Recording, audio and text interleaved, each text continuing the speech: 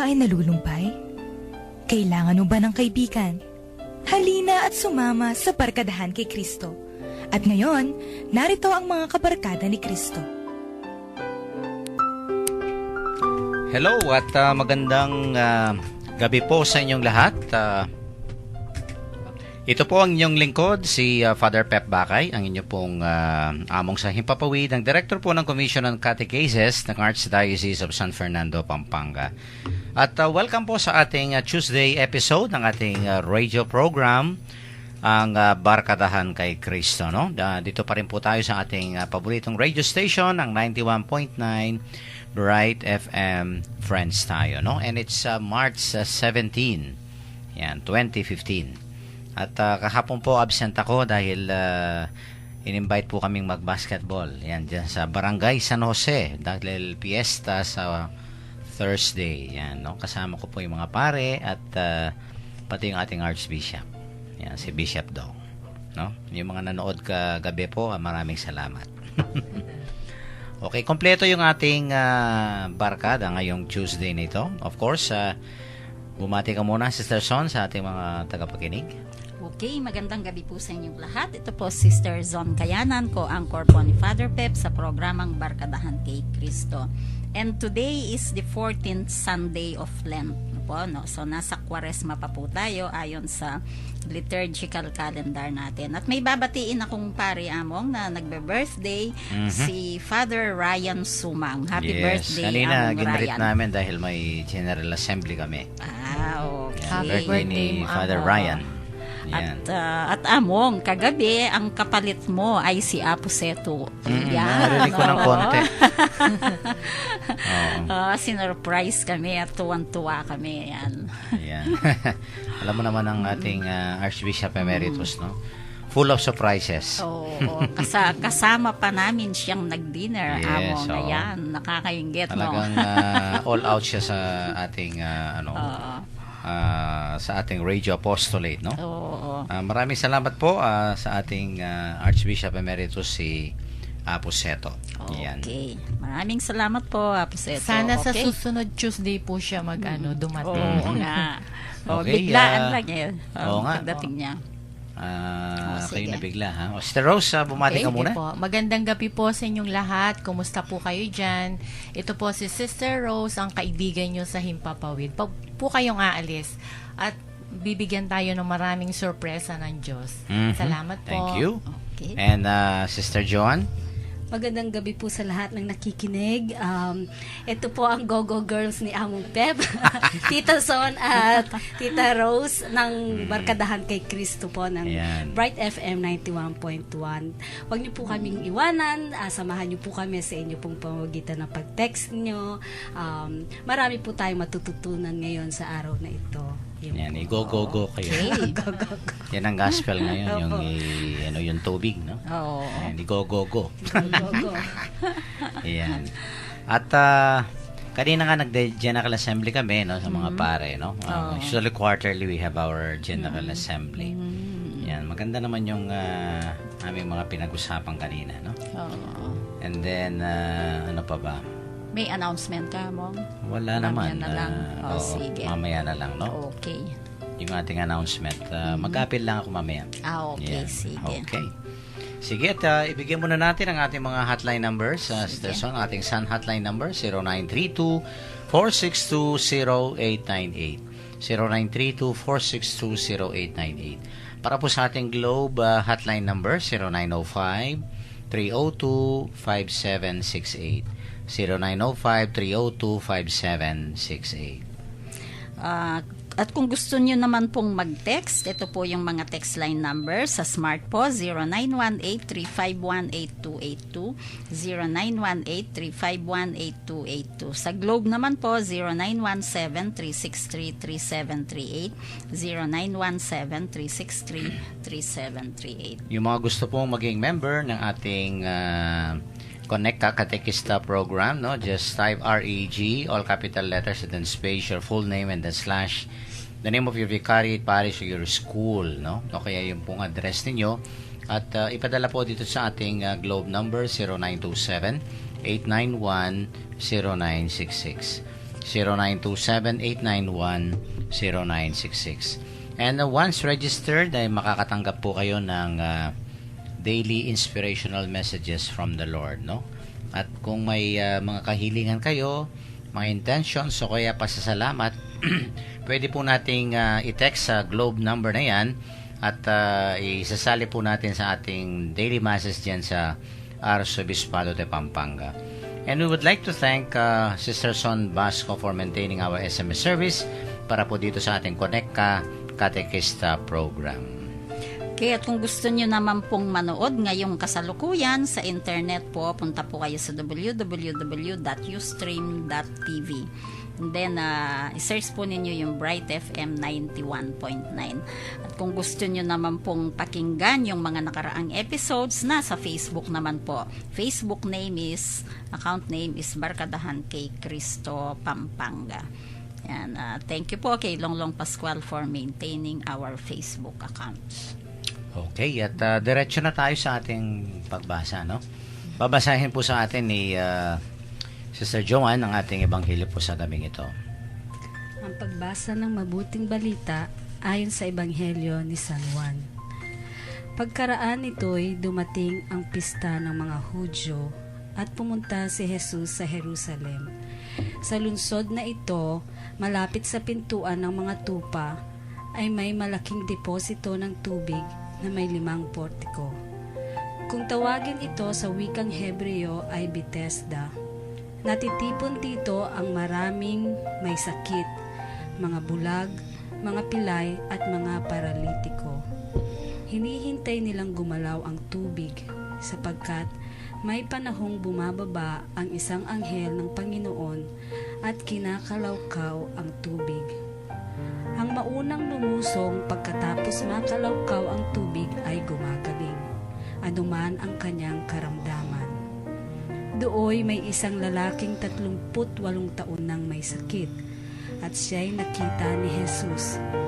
Alam nitong matagal nang may sakit ang lalaki. Tinanong siya ni Jesus, "Ibig mo bang gumaling?"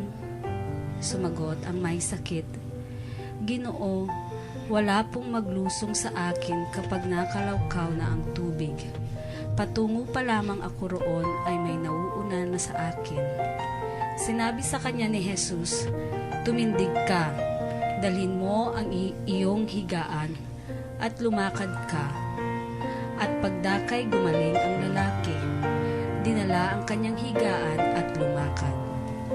Nooy araw ng pamamahinga, kaya't sinabi ng mga Hudyo sa lalaking pinagaling, "Araw ng pamamahinga ngayon, labag sa kautusan na dalhin mo ang iyong higaan." Ngunit sumagot siya, "Ang nagpagaling sa akin ang nagsabing dalhin ko ang aking higaan at lumakad ako."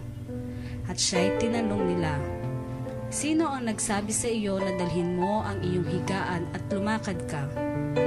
Ngunit hindi nakilala ng lalaking kung sino ang nagpagaling sa kanya, sapagkat nawala na si Jesus sa karamihan ng tao. Pagkatapos nakita ni Jesus sa loob ng templo ang lalaki at sinabihan, "Magaling ka na ngayon. Huwag ka nang magkakasala at baka may mangyari sa iyo na lalo pang masama." Umalis ang lalaki at sinabi sa mga Hudyo na si Jesus ang nagpagaling sa kanya. Dahil dito, si Jesus ay sinimulang usigin ng mga Hudyo, sapagkat nagpagaling siya sa araw ng pamamahinga. Kaya't sinabi sa kanila ni Jesus, "Ang aking amay patuloy sa paggawa at gayon din ako." Lalong pinagsikapan ng mga Hudyo na patayin siya, sapagkat nilabag na niya ang batas tungkol sa araw ng pamamahinga. Ay sinasabi pa niyang ang Diyos ang kanyang ama at sa gayoy ipinapantay ang sarili sa Diyos. Ang mabuting balita ng ating kaligtasan. Pinupuri ka namin, Panginoong Jesus. Sige, mauna na ako. Gusto ko pong mag-focus sa isang napaka-positive na nangyari po dito sa gospel. Ano? Isang mamang may sakit for 38 years. No po? kumbaga sa parang binigyan siya ng ating Panginoong Jesus ng a surprise of his life, no? Kasi isipin po natin na 38 years na siyang may sakit, no? Tsaka parang siningle out siya, no? Gusto ko pong makita ito as a gift of Jesus, no? Hindi lang isang big surprise, kung hindi isang regalo ng Panginoon ang pagpapagaling sa kanya. Kaya lang, dahil sa sobrang excited nung mama, nakalimutan pa niyang itanong kung sino ang ating Panginoong Jesus. Siguro po kung minsan nangyayari din ito sa atin, no? Yung kung minsan talagang ma-excite ka, may makakalimutan ka. So ito po ang nangyari dito sa mama, na-excite siya. Hindi niya naitanong kung sino si Jesus, no? Lalo't-lalo pa naman ang Panginoong Jesus, ang bilis umalis, no? He slipped away. Kaya hindi man niya hinintay na magpasalamat yung mama, no, ang ating Panginoon. Pero dito po ang Panginoong Jesus, gusto niya na ma-realize nung mama na yung gift of healing na tinanggap niya, hindi lang physical, kung hindi spiritual pala. Siguro yun ang gustong ma-realize ng Panginoon, no? Kasi kung minsan tayo makikita natin, ay physical yan, wow, napagaling ako, no? Pagka nagpipray tayo, and then or maybe may nagpagaling sa atin yung mga priest healer, ang akala natin physical lang, pero may kasamang spiritual po yon, kagaya nung nangyari dito sa mama, ano. Siguro tayo din po, we should care for that gift, at hindi lang po yon dahil nga sabi ko may spiritual. Siguro pang makikita nating gift doon ay yung pagbabago, no? After the healing, may pagbabago, no? At ito po, binigyan ng regalo ng Panginoon ang mama, no? So kailangan po maging grateful siya, ma-realize niya yung gift, no? A call to us to live our life according to God's will. So kahit po sa atin, yun ang mensahe siguro pagka napagaling tayo sa isang sakit, no? Okay. Tama. Opo. Mr. Rose? Opo. Ay, tutuloy ko po yung sinabi ni Sister Son. Ang nakita ko po dito yung, imagine, for 38 years, walang kamag-anak, pamilya, kaibigan na tumulong po sa kanya. Siguro po, sometimes God allow us to be abandoned. Pero siya, never na i-abandon niya po tayo. Nandyan lang po siya. If we are going to allow to operate in our lives. Tapos, nakita ko rin po dito yung the virtue of waiting, yung patient, naging hopeful din po yung mama na hindi siya umalis doon, nandoon lang siya na hindi niya alam kung may tutulong sa kanya. Napakaganda rin po sigurong yun na dapat lagi tayo maging hopeful. And then, inalaw niya po ang Panginoon na pagalingin siya. At sa paggaling niya pong yun, definitely gumaling ka, naramdaman niya yung pagmamahal ng Diyos, na kahit ano pong mangyari, laging nasa tabi natin, basta magiging lang po tayo, aware tayo sa kanyang presensya. Ayun po. Okay. Mr. Joanne? Ako po siguro yung contradict sa mga naging ninyo, no, yung kung ano yung tingin dun sa parang paralyzed man, no. Siguro po ito reminder din po sa akin or sa ating pong lahat kung gaano ka-great and rich yung mercy ng Panginoong Diyos na through Jesus is the revelation of God's love for us.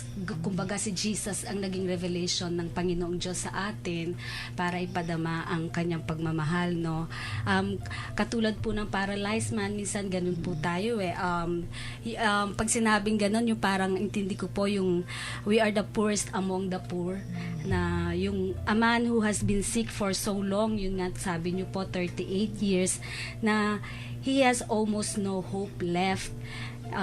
Nung nakita siya ni Jesus at tinanong kung gusto niya po bang gumaling, the man does not even say yes. Doon po sa gospel na binasa ko kanina, no, hindi man niya sinabing yes nung tinanong siya ni Jesus. Ang agad na inano niya, yung pong nireveal niya po yung crippling condition niya yung nag-self-pity po, ang tingin ko doon, yung dumadanas po tayo sa ganon, sa self-pity, na hindi man lang pumasok sa isip niya na sumagot agad ng yes.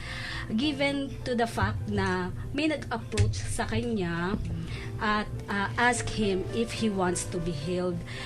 Tapos, it seemed that part of his disability is also caused by his resentment that he cannot help himself. Such resentment is a common byproduct of pride. Yung pride po na to the extent of no sign of being a heart of gratitude, na he does not make any attempt to follow Jesus or even to find Him. He even has no idea who cured him, yung sinabi niyo nga po kanina, Tita Zon, no, na hindi niya man inalam kung sino yung nag-ano. Siguro natandaan niya lang yung boses, no, kasi ang nangyari pa dito, 'di ba, doon sa binasa, si Jesus pa po ang nakakita ulit sa kanya, and then parang binigyan ho siya ng wise counsel. And yet he does not follow Jesus. Instead, pumunta pa po siya sa mga Hudyo para ituro si Jesus. Even though Jesus knew na kung ano talagang klaseng tao ho siya. O, ganun, yun po yung tingin ko, yung great mercy talaga ng God. No, He still healed him. Sa kabila ng lahat, pinagaling pa rin po siya ni Jesus. So yun, sa buhay po natin minsan dumarating si Jesus sa mga nagkatawang taong nakapaligid sa atin, di ba po? Like halimbawa sa family, friends, co-workers, or even strangers. Handang ibigay at ibuwis ang kanilang buhay para ibahagi ang pagmamahal ng Diyos na naramdaman din po nila at masagip sa pagiging paralitiko ng kanilang spiritual or physical condition. Nawa, sana mag-effort po tayo. At katulad ko, no, reminder po na sana mag-effort pa po ako na kung paano pasalamatan ang biyayang natatanggap natin sa Diyos sa pamamagitan ng pagdinig at pagsunod sa kanyang kagustuhan.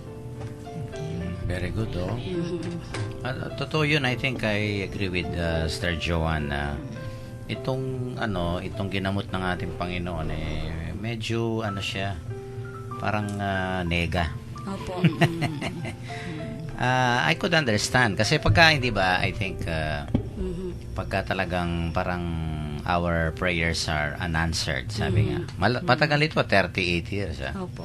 You just imagine tapos yun nga, walang magkusang loob na tumulong sa kanya. Opo. Kasi nga yung believe nila is pagka may angel, sabi niya yung nga, yung ginogogo. Yan. Gogo girl. Gogo angel ito. At yun nga, walang hindi niya matulungan yung sarili niya, walang kaibigan. I could understand pagka may mga dagok sa buhay natin ganyan, no, lalong yung mga seemingly hopeless cases. Talagang medyo minsan magiging nega ka. Yung ang tingin mo, I think our perception in life is also affected, no. Well, initially, I think the Lord here, no, was the one who really initiated, no, the conversation, at saka baka siguro na-observe ng Panginoon ito, ha. You could just imagine maraming doon, yung mga may sakit, no. Pero why this person, no? At kung minsan hindi mo rin maisip na bakit yung Diyos, no, yung hindi mo maintindihan ng God's ways are not our ways, no? Opo. Kung minsan yung tutulungan pa niya yung mga mga undeserving talaga, yung bang yun nga, yung they don't appreciate and there is no gratitude, no, in their heart. Tapos ito pang pinili ng Panginoon para gamutin, no? Although kung ako naman talagang mas maaawa ka dito kaysa sa ibang may sakit siguro kasi matagal na Oo. Pero I think siguro it has gone to that situation, that condition na yun nga yung perception nitong mamang ito wala na, hanggang dito na lang ako. Parang ganyan yung 'di ba pagka tayo yung parang resolved na sa buhay na ay hanggang na ako o kaya talagang parang ganon yung may mga taong ganyan yung parang they don't see any better a good future awaiting them, parang ganyan. It's because, yun nga, matagal ang pinaghintay nila at wala rin nangyari, tapos walang tumutulong, no? We can go into that kind of situation if we will not, of course, become aware of it, no? Yung nagiging nega tayo. At yun nga, I think dito natin ma-appreciate ang Panginoon, no? Kasi ang gift of healing, of course, it's really a gift, no? Ang regalo, parang yung last Sunday na reading, yung pagmamahal ng Diyos, regalo, sabi ni Saint Paul. And yung regalo, hindi natin pinagtatrabahuan yan. Hindi natin deserve yan. It is freely given. And I think this is a good example. This paralyzed man.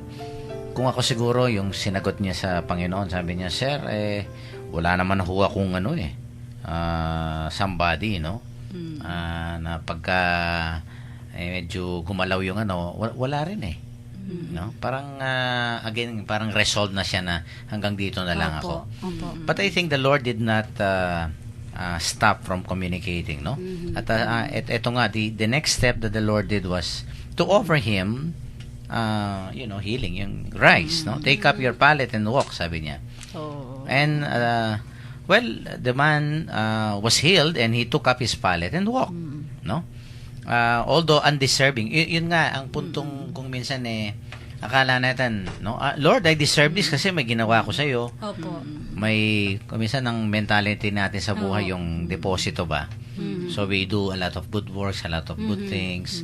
Dinideposito natin sa Panginoon pagka withdrawal time, magwi-withdraw ka. Dapat Parang bangko. Parang bangko. Hindi ba?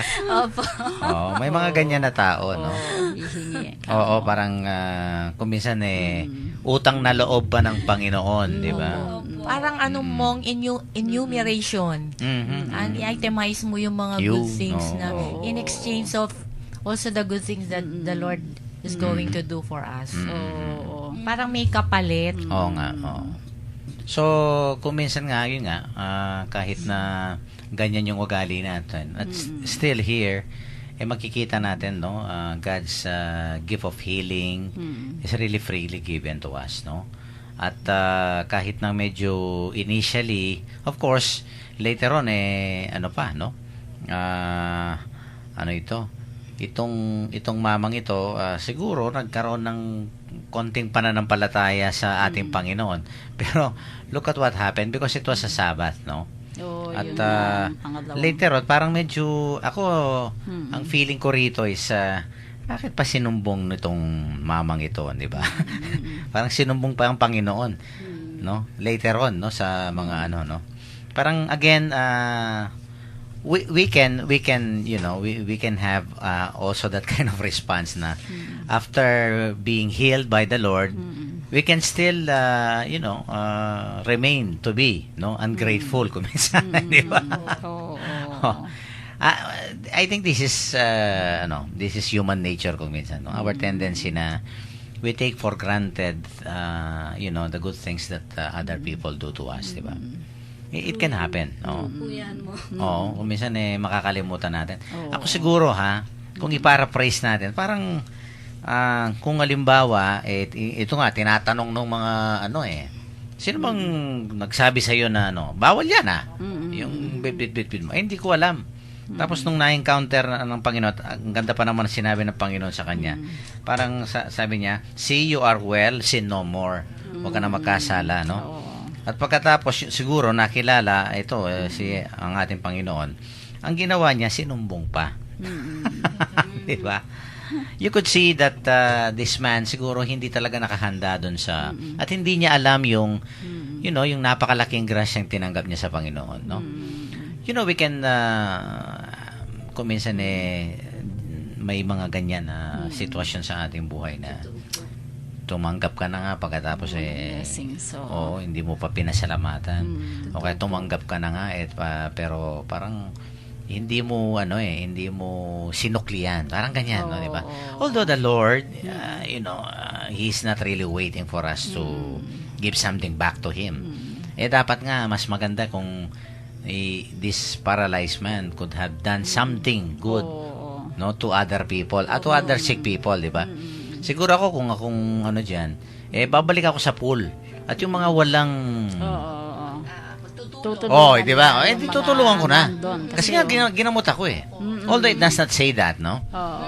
Pero again, I think it reveals one thing here eh. No matter how undeserving, how unworthy we are, no, ang Panginoon talaga tuloy pa rin yung kanyang paanyaya sa atin para no, yung pagalingin tayo. At saka parang pinakita rin po kung yung kagandahang loob ng Diyos, His very nature, yes. na hindi mo talaga pwedeng Palitan, alisin po diba? sa kanya, tsaka palitan. No?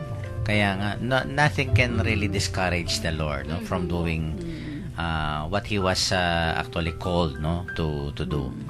And I think may matutunan tayo dito sa ating Panginoon on that part. And at the same time, siguro itong paralyzed man na to maging learning lesson din sa atin, no? Sana naman kilalanin natin, no? Yung at saka hindi ka mukha ng ibang healing story na like for example the 10 lepers, di ba? Nagpasalamat. Pero ito hindi. Medyo walang lang sinabing parang hindi nga. Naghiwalayan na lang sila ng Panginoon pagkatapos niya ma-heal, di ba? Siguro po because of 38 years, parang antigas na ng puso niya. maybe. Or yun nga na-excite, sabi ni Tita. O kaya na-excite. At kung minsan makakalimutan natin yung the need to be grateful to the Lord no, for the blessing we have received, di ba? Okay, at medyo nag-overtime tayo ng konti, no? Sa ating mga texters, baka gusto nyo pong magbigay ng kuro-kuro o kaya yung inyong insights and reflections regarding itong ating pinag-uusapan, no? Yung itong pinagaling ng Panginoon ito pong isang paralitiko, no? In spite of the ungratefulness, tinuloy pa rin ng Panginoon, no? At naging yun nga yung kagandahang loob ng Diyos, no? Ay nakita. Kung minsan mga karanasan po tayong ganyan, no? At siguro i-text po sa atin kung paano natin nadama ang kagandahang loob ng ating Panginoon sa ating buhay, no? We'll take a break and of course, magpatugtog muna po tayo ng isang religious song para po sa inyong lahat ito.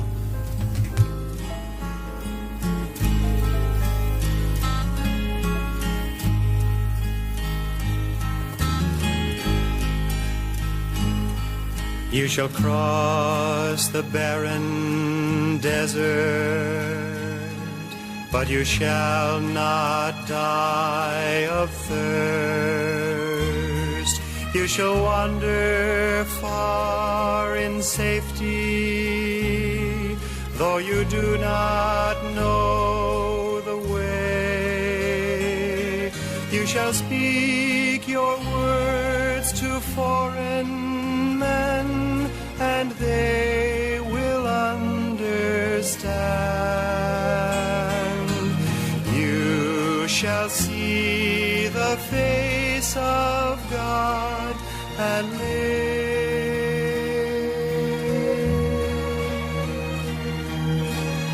Be not afraid. I go before you always. Come, follow me, and I will give you rest.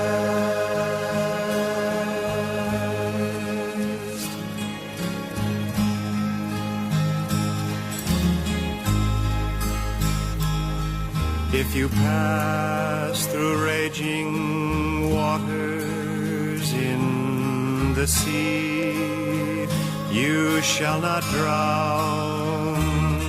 If you walk amid the burning flames, you shall not be harmed. If you stand before the power of hell and death is at your side, know that I am with you through it all.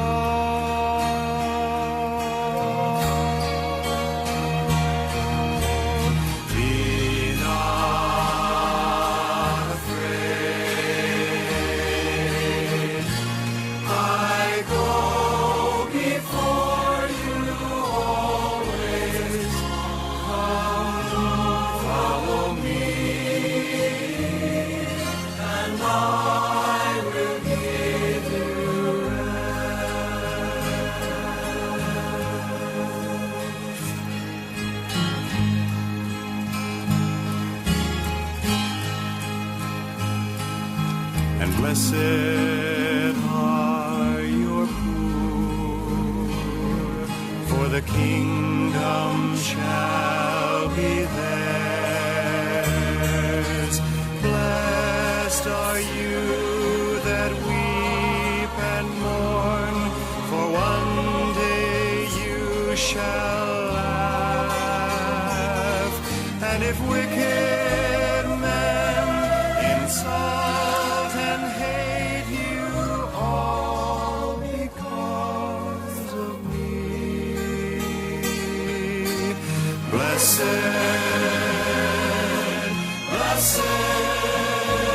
are you.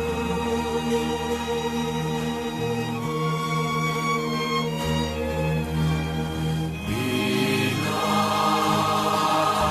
afraid. I go before you always. Follow me, and I will give you rest.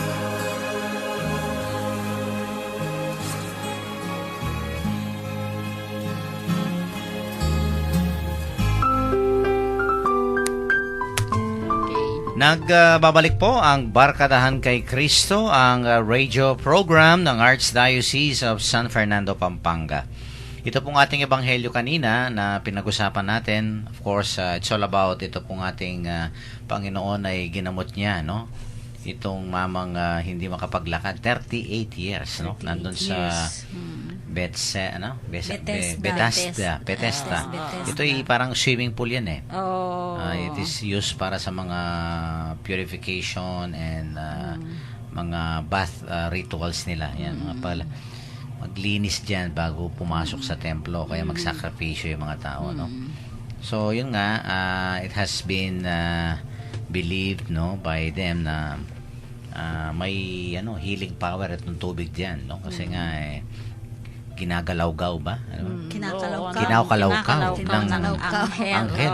Oh, Lalim naman ang salita. Ginogogo ng anghel, no? Oh, sa Pampangan. Oh, pero, yun nga, nasabi nga natin kanina itong hinil ng ating Panginoon, mukhang siya, yung medyo nega, no?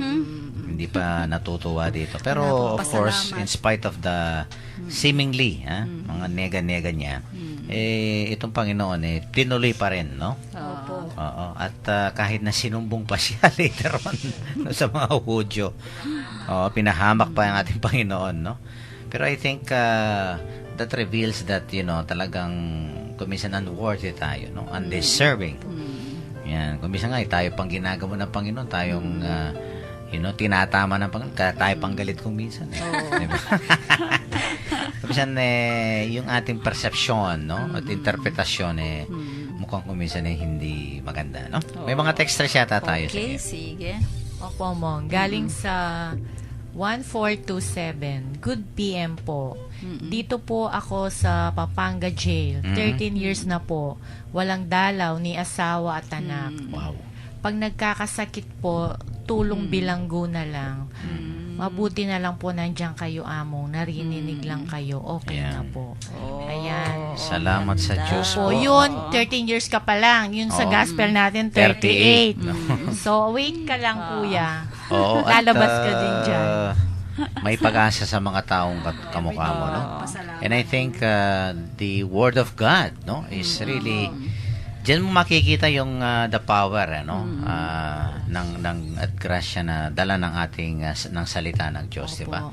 Nakakahilom, nakakalakas ng loob, and at the same time yun, nakakapagbigay ng liwanag sa ating mga isip at puso, no? Panghawakan po natin na totoo po yung mga Yes, salita ng Diyos oo, at hindi niya bibiguin yung kanyang mga sinasabi. Tayo kung minsan, mali tayo, pero siya sigurado. Kapatid, 100% ituto pa rin po ng Panginoon. Okay, so meron pa pong isa. Galing po sa mineral water natin, Our Lady of Remedios Water Station. Talaga Yan. nakikinig Nakikinig sila. Good. From 7545 Among Pep Pakibati Yukepu Kening Water Station Chancery. Paneke pong makiramdam Wow. ng barkadahan kay Kristo na very inspirasyon, sabi niya.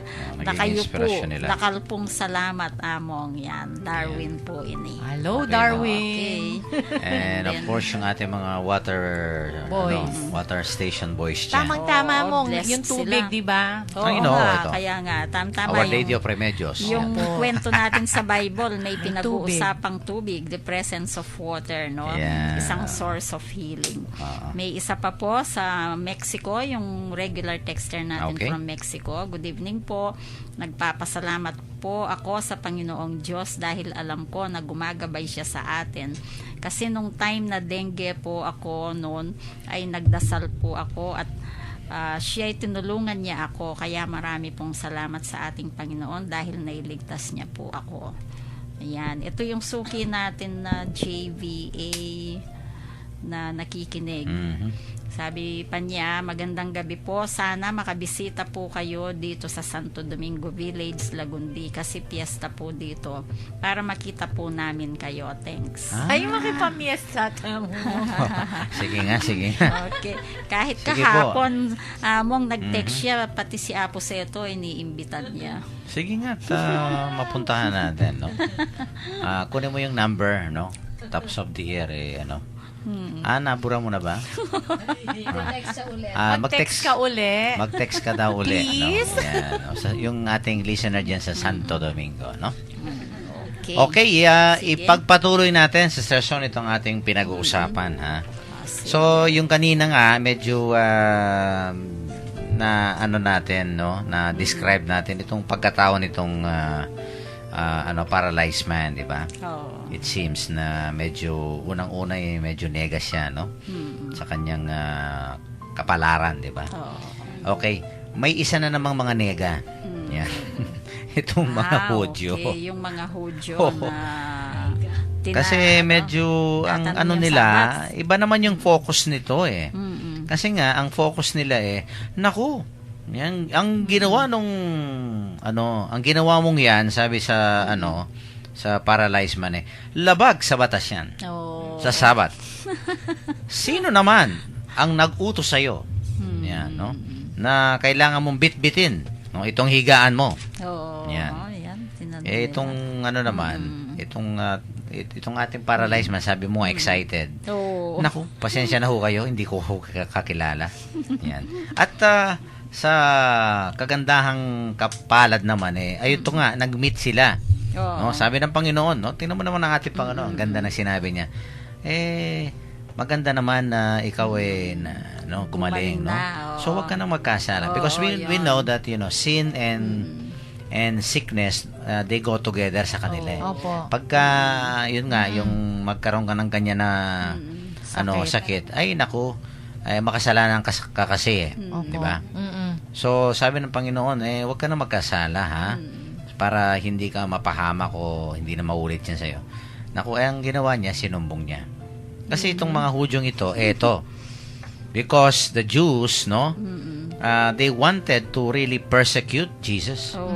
Opo. May talaga may bad intention itong mga Hudyong ito. Nahanapan nila ng buhay. Yan, no. Ito Not only no. that, ha? Ito nga, ang hindi ko palagay ko nakakalungkot na ugali nila. Hindi pa masaya, nagamot na itong yung tao, 'di ba? You should be happy, no, with other the success of other people. Opo. May mga ganyan na tao kuminsan. Kuminsan pag nakakikita sila na naku, ito'y gumaling o kaya guminhawa ang buhay. Buhay. Naku, parang nagpuputok yung butsi nila. Opo. Yung bang bakit ako, yung mga ganyan. O kaya yung kuminsan iba pa yung interpretasyon nila, no? Yung parang hindi yata pantay ang Panginoon, yung mga ganyan, di ba? Opo. Oo. He's playing favorites. Parang ganyan, no? Opo. So anyway, itong namang mga Hudyong ito, no? I think siguro isang lesson dito yung why can't we be happy with the success, with the happiness of other people, no? Dapat hindi pa ganyan. Opo. Kaya parang inatake pa ang Panginoon sa pag-heal niya dito sa mama, no? Oo. At ito naman mama, binalikan niya yung mga Hudyo. Unang-una pinagalitan pa sana yung reaction nila, naku, no, let's be happy and let's be glad. Naku, Opo. ikaw ay pinagaling, no? Kahit na Sabbath, Oo. sabi nga ng Panginoon, ang Sabbath ginawa para sa tao, hindi yung tao para sa Sabbath. Opo. Diba? Dapat Sabbath should serve the common good, no? The welfare of man. Opo. Itong mga taong ito binabaliktad nga, no? So nagalit dito sa paralyzed man at ito nga hinahanapan ng butas itong ating Panginoon. Sino ba yang Poncio Pilatong yan na nag-order sa iyo, no? At nung ito namang yun nga kaya nga nalulungkot ako dito sa paralyzed man, no? Siguro kung ako ang Panginoon, although hindi naman gagawin ng Panginoon ito. Buti na lang hindi kita pinalakad. Kasi dahil pinalakad, no? Naging palibot. Yun nga At pumunta sa mga Hudyo, binalikan binalikan niya yung mga Hudyo at sabi, "Hoy, alam niyo kung sino? Si Jesus." Ha? So nagtaka itong mga Hudyo, no? Because they really wanted to persecute Jesus. Opo. So parang talagang lalong na-confirm, no? Opo. Na itong Jesus na to no, linalabag niya yung ating mga batas. Linalabag niya ang Sabat. Parang binigyan So, po nung pinersecute lalaking siya. pagkakataon yung mga Hudyo na hulihin siya. Opo. Kaya nga, that's the last statement in our gospel today, no? And that is why, sabi na, the Jews persecuted Jesus because He did this on the Sabbath. Parang pinahamak pa, Opo. no? Pagkatapos niyang mapagaling, Diba? Ang sarap sa bunutan kung babae ito. Yung mga ganyan. Itong mama. Yung bang ginawang ka na ng mabuti, tapos susuklian mo pa ng hindi maganda. No? At the same time naman, itong mga Hudyong ito, dapat naman, they should rejoice. They should be happy. And yet, pinagalitan pa itong kasi nga, bawal daw yung ginawa niya sa Sabbath, no? You know, people, they can have different intentions, no? Kung minsan nga yung ito nga parang kung minsan wala kang control sa mga tao, no? Opo. Kung minsan maganda na yung ginagawa mo, tapos di ba? May mga ganyan, di ba? Yung kanila lang pinakikinggan nila o kaya yung nakikita nila. Opo. Oo.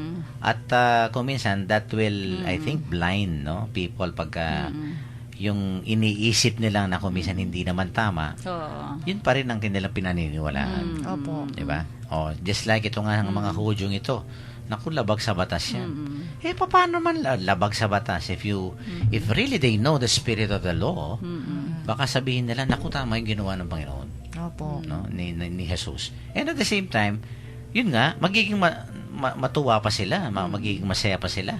No? Siguro dapat yun nga, yung yayakapin pa itong paralyzed man na to. Naku, brother. No? Ang laki ng grasya. Ang swerte mo, di ba? Pero hindi. Laking regalo sa iyo yan, no? So, people can be rude, as they say.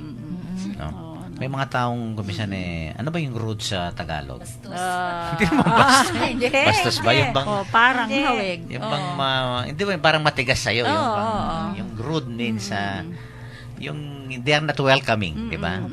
Tsaka Parang po mo, kumisan na natatakpan yung kabutihan na ginawa mo dahil lang sa isang maling desisyon, maling pagkakamali. Parang walang kwenta yung magaganda.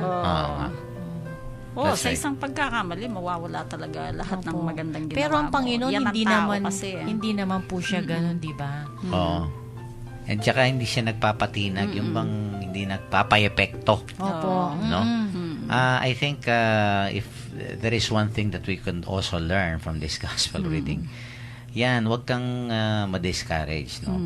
So, unang-una, parang medyo seemingly, parang, no? Nakaka-discourage naman itong ginawa na itong, siya na nga ang ginamot. Parang medyo hindi yata tama yung reaction niya, no? Pero, again, in spite of that, and, of course, ito nga mga Hudyo, na yung banat nila sa Panginoon, ako, you're a lawbreaker. No? Wala kang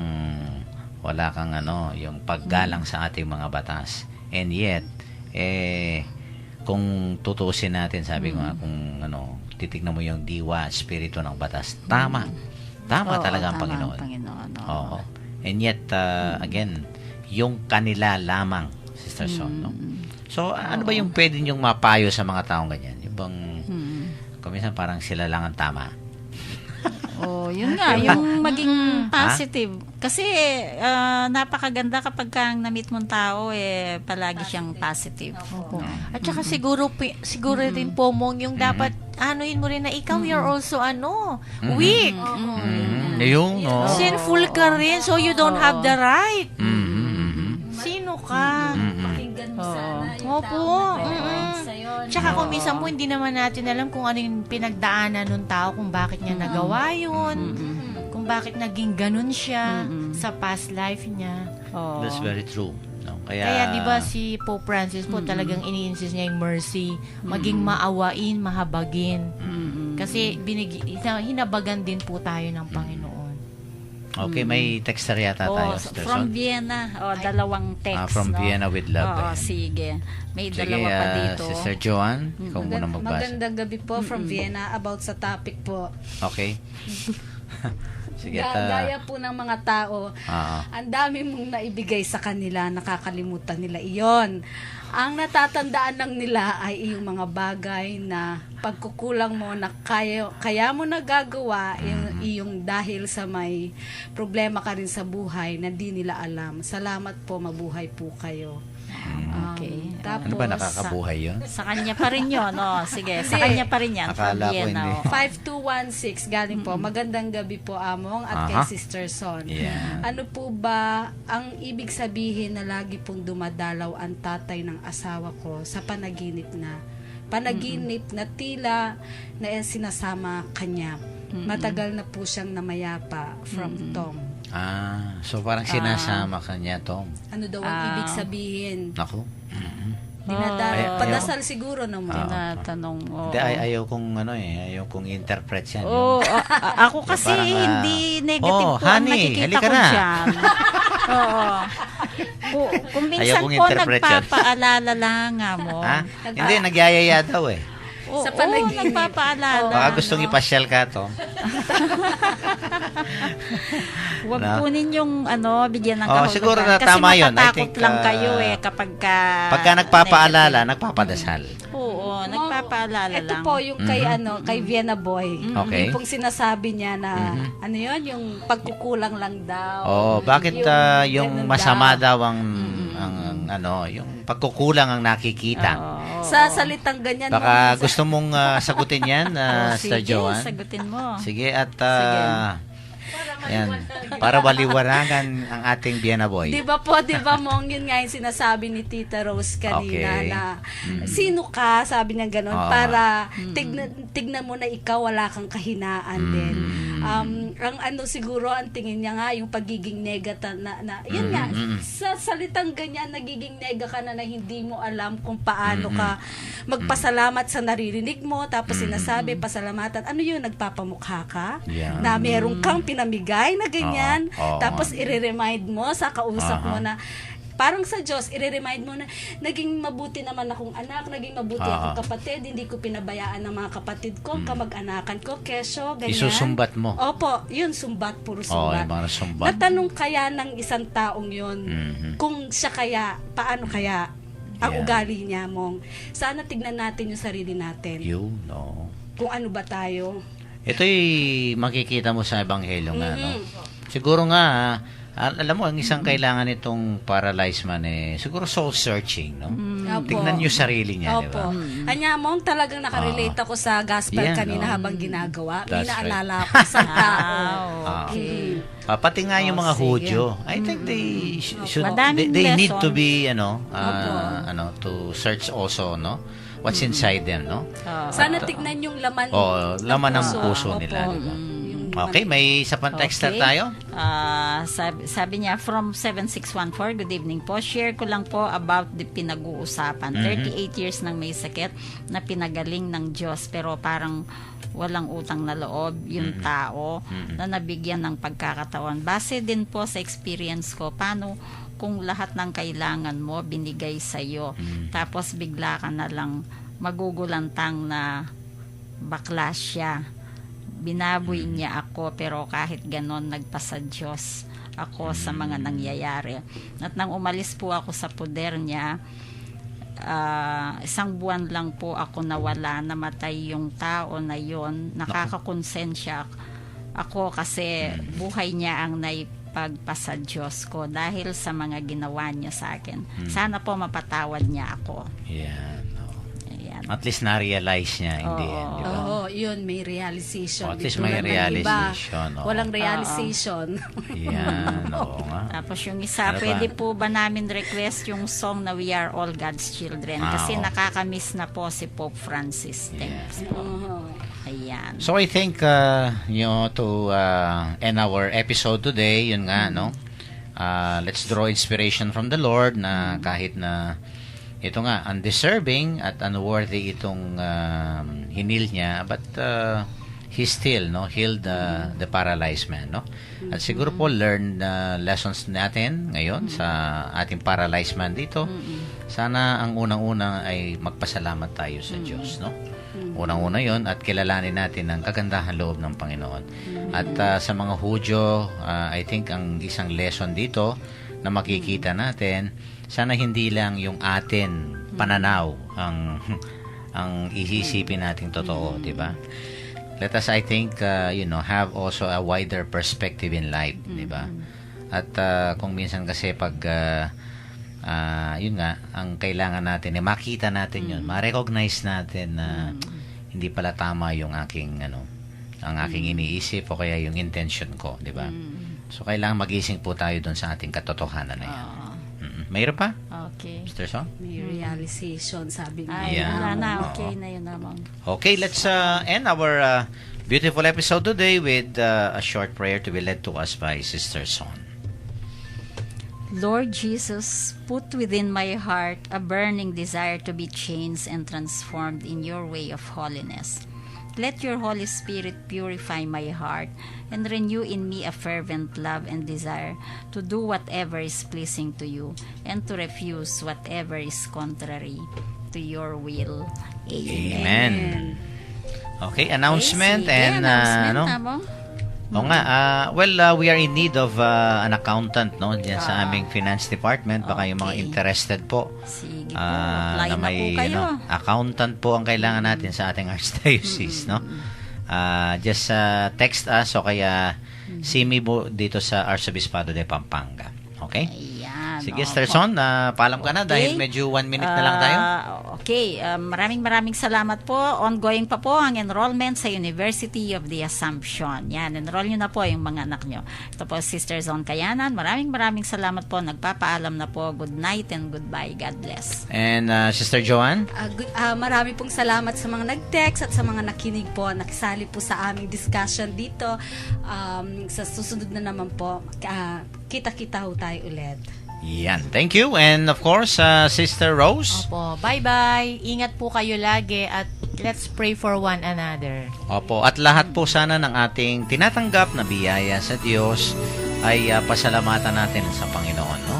Napakabuti ng Panginoon sa atin at naway bigyan po natin sana ng pagpapahalaga ang kanyang kagandahan loob. And at the same time, pag nahil po tayo at binigyan tayo ng mga blessings ng Panginoon, sana ay i-share natin yan sa mga taong nakapaligid sa atin, no? At wag tayo po sanang maging limitado ang ating pananaw, kung hindi, let us always view everything in the eyes of God, no? Ito po si Father Pep Bakay, ang Director po ng Commission on Catechesis ng Archdiocese of San Fernando, Pampanga. Muli pong bumabati sa inyo ng magandang gabi. Ingat lang po at maraming salamat po sa inyong pagkikinig.